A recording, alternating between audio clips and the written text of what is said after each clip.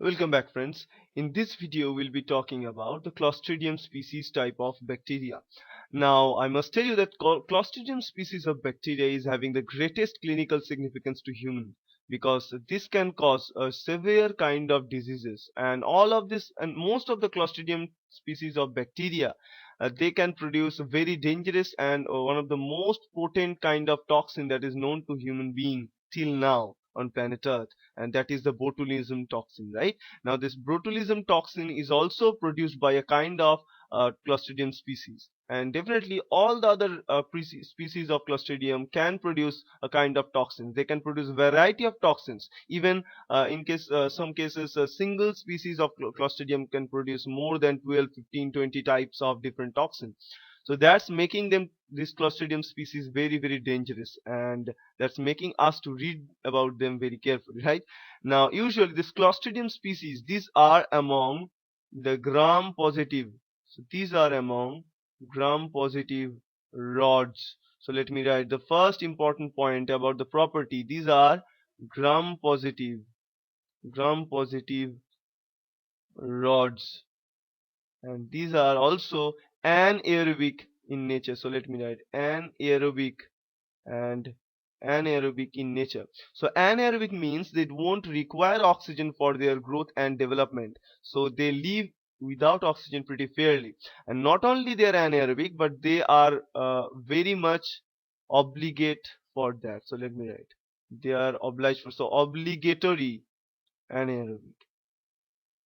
Obligatory anaerobic. That means in this case they don't require oxygen for their growth, and this case can act as oxygen act as poison for their growth. It acts as poison for their growth. So that's a very important point. Now why oxygen is acting as a poison? Because this kind of bacteria like Clostridium, different species of Clostridium, they won't have a kind of enzyme to repair the damage by oxygen. Now oxygen can damage. If you are wondering how oxygen can make possible damage, you must know that oxygen can make a very dangerous kind of health damages in you and me also, because oxygen can be converted into what we call superoxygen, right, or superoxide radicals or free radicals. Now in these free radicals are the most dangerous kind of things that we know nowadays, because this, let's say this is the oxygen, so it can convert into many different kind of oxidase, what you can superoxide. It can convert into superoxide like that.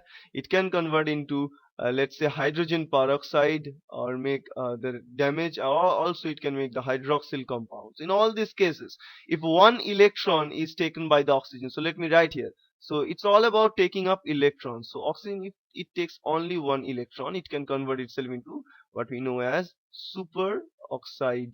Now superoxide is a kind of free radical. It can damage cell. Now if the oxygen is taking up two electrons, then it can convert into hydrogen peroxide, which can also damage via kind of oxidative damage, right?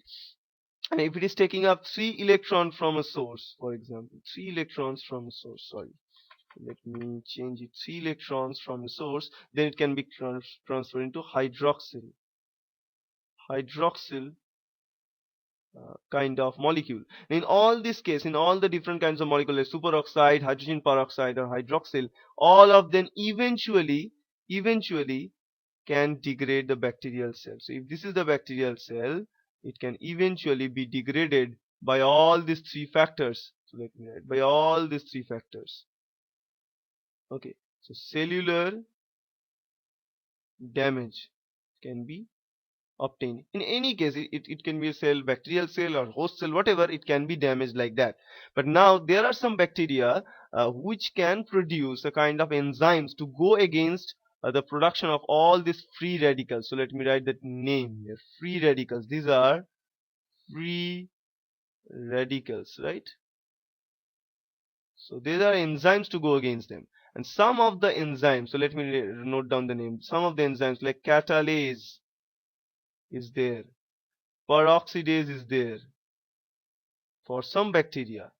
they can produce this catalase peroxidase, which will revert back the situation, because this catalase peroxidase will further divide these free radicals. For example, catalase is a kind of scavenging molecule enzyme, and peroxidase can degrade this peroxide to prevent the damage by peroxide molecules and all these things, right? So some bacteria can produce them. So those bacteria which can produce catalase peroxidase can go against this kind of oxidative damage. But as this Clostridium species of bacteria, they won't have these enzymes. They are lacking this kind of enzymes. So they are lacking these enzymes. As a result, there is no way to repair the damage by these free radicals. For that case only, they won't live. They are unable to live in the presence of oxygen. So they will require no oxygen for their growth, and oxygen is also acting as poison for their growth. That's why we call them obligate anaerobe. So they won't require a minimum trace of oxygen for their growth. Okay, that's a very important point. And they are gram positive rods I've talked about, and these rod shaped bacteria, they are having a kind of blunt ended, so let me write a kind of blunt ended kind of bacteria. Okay, and they can be cultured in blood agar. So if you want to culture them in laboratory, you can do that. You can do that in blood agar. So let me write culture in blood agar, and the colony that they appear in the blood agar. So let me write blood agar culture will provide you, but the colony. So let us come here. Let's say here this is the agar plate, and let's say this is the blood agar, right? So let me change this to the red color thing here.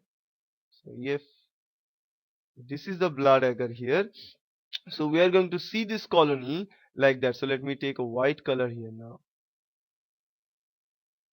You can find colonies right like that. Colonies, let's get it. Let's say, so here we are going to see colonies like that. So you're going to see colonies present, red colored colonies surrounded by a white region or whitish region. That's how this colony looks like in blood agar. Slight appearance like that. Okay, so this kind of appearance, this is a typical appearance for them, for Clostridium species, right? So it's a blood agar. So let me write blood agar, and these are the colonies. That's how they look like. And these organisms, they are having spores, or they can form spores, and they are also having flagella. So let me write they have flagella. So movement is always there, and they are spore formers. That's another important point. They are spore formers. So as they are spore formers, so they can live up to certain level in the environment, which is a dangerous, which is a what you can say, altered environment for a longer period of time. Now the spores they usually produce is a kind of terminal spore. That means, so let me draw the spore. So this is the Clostridium. You find something like that, and spore will be inside. So let's say yes. So Clostridium spore will look like this. So these spores are simply what we know as terminal spore.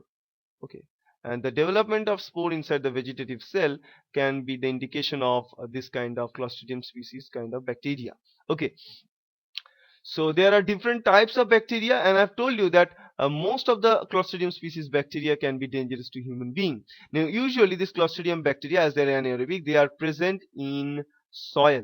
So let me write all of them. In fact, they present in soil. So they present in soil, as well as they can also be found in sewage. They can also be found in sewage and contaminated waters in some cases, but mostly they are present in soil. And from this soil and sewage, they can be transferred into human being. Now if they are transferred into human being, there is a preferable place for them to stay, and the place is intestine. Otherwise, rest of the regions of human body are uh, exposed to air. So intestine is the only place which is not pretty fairly exposed to air, because that's why you have seen there are some kind of microorganisms which are microaerophilic, tends to go inside intestine, right? So in this case also, this Clostridium species usually live in intestine. and if it is infecting us, right? And there are some kind of species. So let me write down some name of the species which are of clinical significance. So first of all, so let me write Clostridium. So I just write C for the Clostridium. Clostridium tetani. Clostridium tetani. It causes the disease tetanus, right? It's a kind of shock condition and it's causing tetanus using a kind of toxin again. So it's a kind of tetanus toxin. So tetanus is a disease caused by Clostridium tetani. Now the second kind of species is Clostridium perfringens. It's a very common cause of foodborne infections. Perfringens. Okay. So foodborne infection. It causes, let me write, foodborne infections. Or let me write, they can also cause what you can see as gas gangrene. So let me write it, gas gangrene. It can cause gas gangrene. And the third kind and the most dangerous kind among all, this is Clostridium botulinum or botulinum. Sorry, botulinum. Now this Clostridium botulinum, this is causing botulism. This is causing botulism in human being. Now this botulism is caused by again a toxin, a kind of toxin, and this toxin is called botulinum toxin.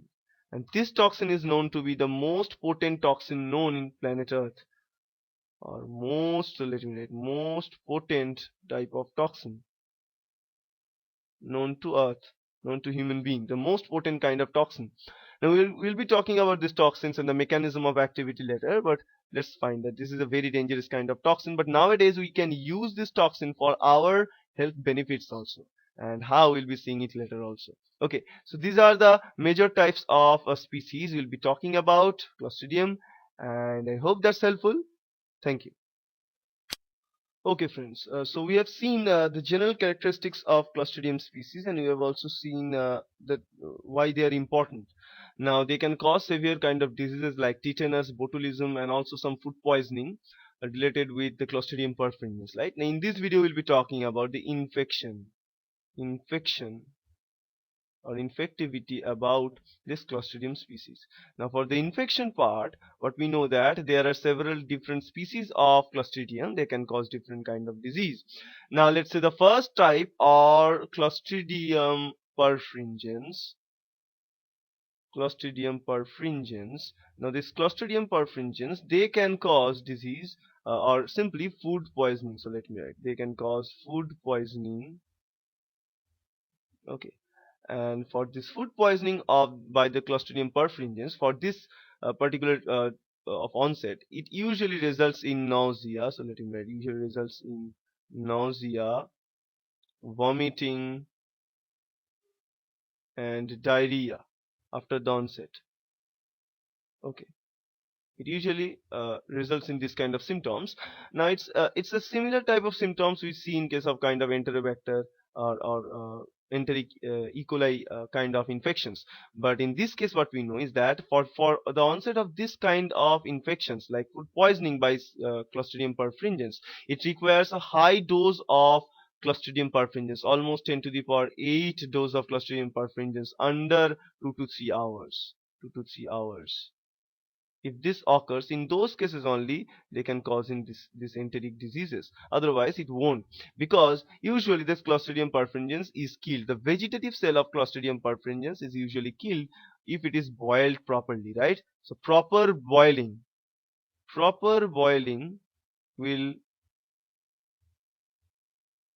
sorry, should be one L. Anyways, proper boiling will kill this bacteria. But if the boiling is not proper, in those case, spores of Clostridium perfringens survives. So as the spores are survived, if the boiling is not proper, the spore will cause diseases or will cause dangerous effects like nausea, vomiting, diarrhea, and these symptoms right after the infection. And all this case the infection is set place due to the release of a kind of enterotoxin. So let me write, the release of enterotoxin. First kind of toxin we are talking about, release of enterotoxin.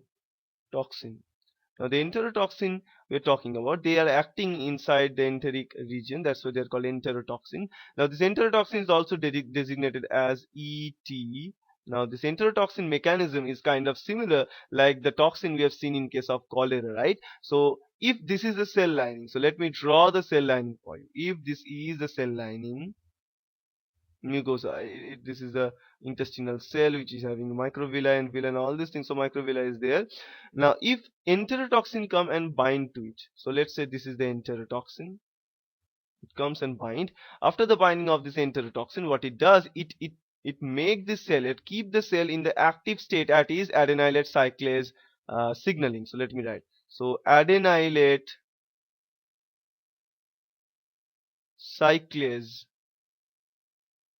signaling is on. This adenylate cycle signaling is placed on throughout the time. Now as it is placed on throughout the time, it is keeping all this content in this line. As a result, it will start releasing, massive amount of water with sodium ion outside. So as the water and sodium ion is coming out with stool, we simply know this thing as diarrhea. So simply it is written here, right? So simply called as diarrhea, right? So that's the kind of symptom we can see using this enterotoxin produced by Clostridium perfringens, right? Now let's come to another kind of infection that they cause, and this is the most dangerous type of infection, and this one is known as gas gangrene, and it is caused by Clostridium perfringens, obviously. This is gas gangrene. Okay, and this is also called as I forget what is it's called actually. Anyways, this is also this gas gangrene is a kind of severe condition. It's a kind of unique kind of infection. Now why? Because let us talk about the gas gangrene. So let's say here disease. Say this is a tissue. This is a layer of tissue or layer of tissue. Now in this case, it is infected by this bacteria, Clostridium bacteria in somewhere. So it's simple skin. If it is getting any wound there, as a result of this wound or cut, it enters there into our tissue. And inside the tissue, when it is attached with the cell layers, cells of a tissue of our hand or leg, due to a result of any kind of accident. So let me write. It usually causes after any kind of accident or any kind of surgical procedure and these things like that. Okay, so let's say these are attached and they start releasing a kind of toxin. Now the toxin they release for causing the disease like gas gangrene is a kind of exotoxin. So let me write, they start releasing some exotoxin factors here. So these are exotoxins. Now these exotoxins are of different type, like alpha, beta, gamma, and all the different type. Now, among all of them, the most dangerous kind are alpha toxins, right? So exotoxins like alpha toxins are released outside. Now this alpha toxin is having the capability of degrading the cellular layer and also degrading some ground materials like hyaluronic acid and also fibronectin and all these things. They can also degrade some kind of cells like a red blood cell, so they can having the property of hemolysis, right? So anyways, these enterotoxins are released. Now after the release of this enterotoxin, what they can do, this enterotoxin will go and start degrading. So let me write here, so they will start degrading things. So as a result of this enterotoxin activity, they can degrade tissue and also ground material, ground like basal lamina, so ground materials, right? Now the ground materials we are talking about, example of the ground material is hyaluronic acid. Okay, hyaluronic acid and so like that. Okay, and how they can damage it, because they are having or they are containing a kind of molecule. The exotoxin is containing, let's say, DNase enzyme and sorry, not DNA, DNase enzyme, and also they contain hyaluronidase, hyaluronidase. So using all this enzyme, they start to degrade. Sorry. Using all the enzymes, they start to degrade our tissue and ground materials. As they're degrading tissues and ground materials, they start to evade through our tissue. Now as they're evading through there, what they're doing, these toxins are also degrading things down. And so as it's degrading, it finally results in tissue necrosis, right? Tissue necrosis. So simply call it tissue necrosis. And along with the tissue necrosis, what it is doing is that it is utilizing the carbohydrate that are present in these cells. So we know that this cells all obviously has carbohydrate in it, so they start taking the carbohydrate present in the cell. So as they start taking carbohydrate here, and what they are producing gas, because they are fermenting, right?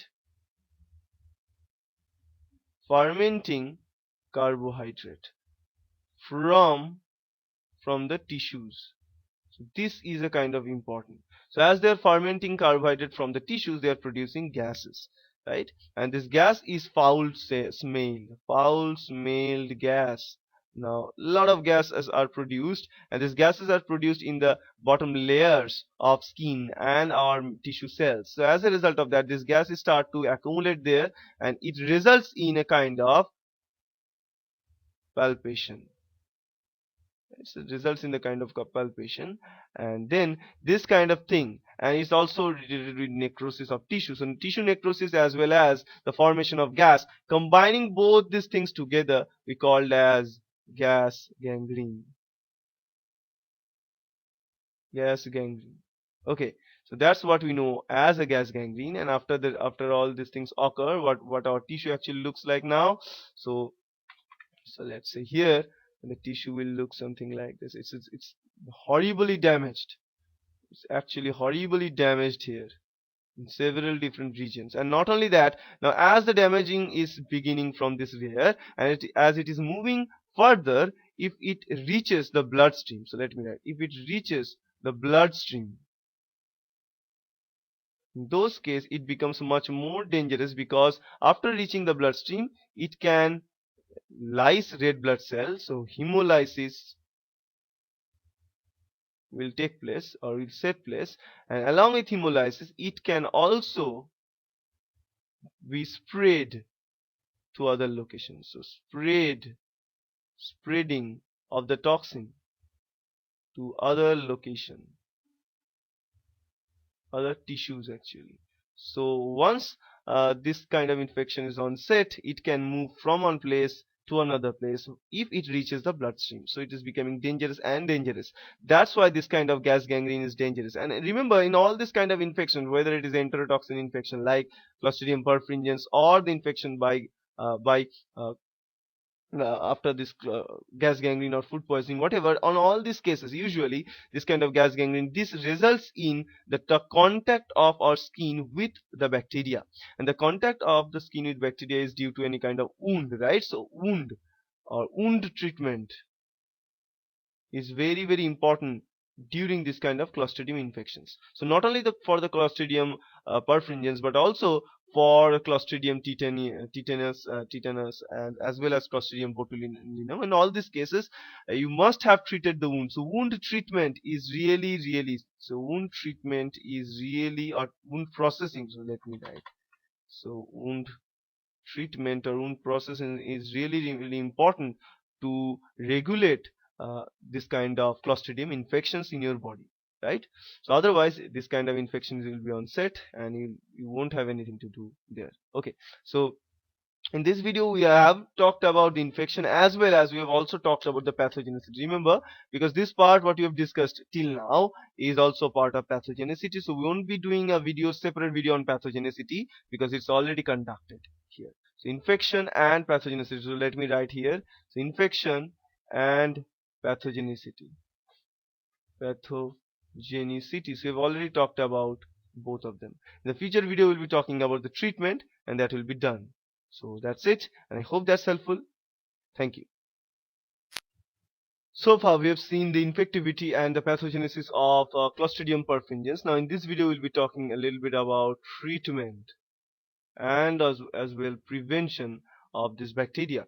Now for the treatment of Clostridium perfringens infection, now one thing you should know is that this kind of infection is very dangerous, and if it is onset, if it is done at a particular time, it is extremely difficult to go against it without using antibiotics. So we must use antibiotics,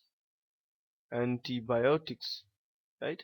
But otherwise most of the infections are related with the cellular debris which are generated after the tissue necrosis, right? So actually cellular debris generated after tissue necrosis,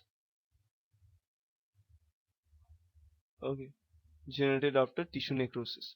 Now usually, now in all these cases, this task is the most important task, is to release this cellular debris, is to take this cellular debris out. So get rid of this, get rid of this kind of cellular debris, right? So get rid of the cellular debris is the most important part, because otherwise this debris will contain cell destructed materials, and obviously they will contain toxin. Now if these things remains, they will cause further damage, right? So to minimize the damage, we must remove all the cellular debris after that, and along with that we need to consider or administer antibiotic in high dose. Now what do we mean here? The antibiotics we generally use are of penicillin type, and among the penicillin type we can use penicillin G, penicillin G, and among tetracycline range, what we can use doxycycline. Okay, among the penicillin range we use doxycycline. Okay, so these are the different antibiotics that we can administer along with the removal of the cellular debris, okay, to control the growth of Clostridium perfringens. Now in other cases we can also use cephalosporin antibiotics, but these are rare, and usually this kind of treatment that I have talked about, it is very common for the myonecrosis or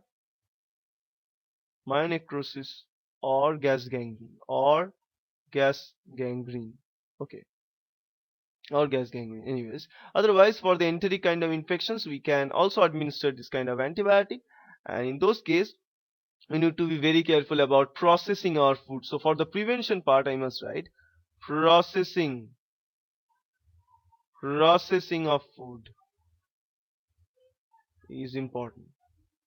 Processing of food is important, and proper processing of the food, a proper what you can say, heating or boiling of water and food is very important. Otherwise this kind of enteric infection will be set place, right? So if you consider all these things, it will be helpful. But in all cases, and vaccines are in some cases are also available, like tetanus case and all these things. Anyways, but this is the role of this antibiotics along with the preventive measures which will control the development of the diseases caused by Clostridium species. Now that's it, and I hope that's helpful. Thank you.